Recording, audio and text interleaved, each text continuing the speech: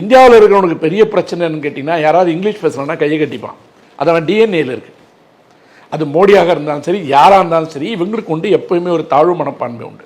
Trump என்னுடைய நண்பன் பெருமையாக சொல்லிக்கிற நீங்கள் 140 கோடி மக்களுக்கு உண்டான தலைவராக, பிரதமராக இருக்கின்ற உங்களை பார்த்து ரஷ்யாவிடமிருந்து நீ ஆயில் வாங்குகின்ற காரணத்தால், எண்ணெய் வாங்குகின்ற காரணத்தால் நான் இந்த வரி விகிதத்தை முதல்ல 25% எப்போ கொண்டு வராருன்னு கேட்டிங்கன்னா, ஜூலையோட எண்டில் கொண்டு வந்து அது ஆகஸ்ட் 7 இன்னையிலேருந்து நடைமுறைக்கு வருது. இந்த நடைமுறைக்கு வரும்போது நேற்று தூக்கி குண்டை போட்டு இன்னொரு 25% நான் ஏற்றுறேன், இது ஆகஸ்ட் 21 நடைமுறைக்கு வரும்னு சொல்லி. இதில் தான் சார் பாமரனும் ஒரு கேள்வி வருது. ஒரு ஜனநாயக நாடு இது, நாம் எந்த பொருளை எங்கே வாங்கணும்னு முடிவு பண்ண வேண்டியது நாம். அவர் எப்படி நமக்கு இது நீ ஏன் அங்கே வாங்குற, அதனால் உனக்கு நான் இவ்வளோ ரூபா 25% வரி விதிப்பேன்னு சொல்கிறதுக்கு நியாயமா?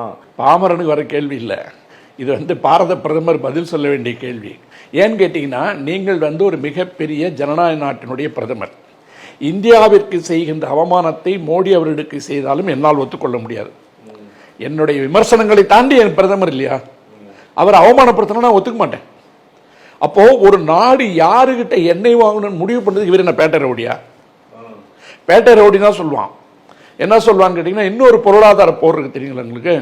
இந்த உத்தரப்பிரதேசலாம் இந்த காவடி தூக்கிட்டு போகிறாங்கல்ல, போயிட்டு இருக்கும்போது கடையில் பேர் போடணும், முஸ்லீம் பேர் இருந்தால் அந்த கடையில் கன்வர் யாத்திரை சொல்லுவாங்களா? கன்வர் யாத்திரை. நீங்கள் முஸ்லீம் கடையில் பொருள் வாங்கக்கூடாது, ஃபோன் நம்பரை போடணும்லாம் கேட்டான்ல, நீ இப்படி பொறுக்கித்தனம் பண்ணினா அவன் அப்படி சண்டித்தனம் பண்ணுவான். அவன் என்ன சொல்கிறான், இவ்வளோ பெரிய ஜனநாயக நாடு யாரிடம் என்ன வாங்கும் என்பதை ட்ரம்ப் எப்படி தீர்மானிக்க முடியும்?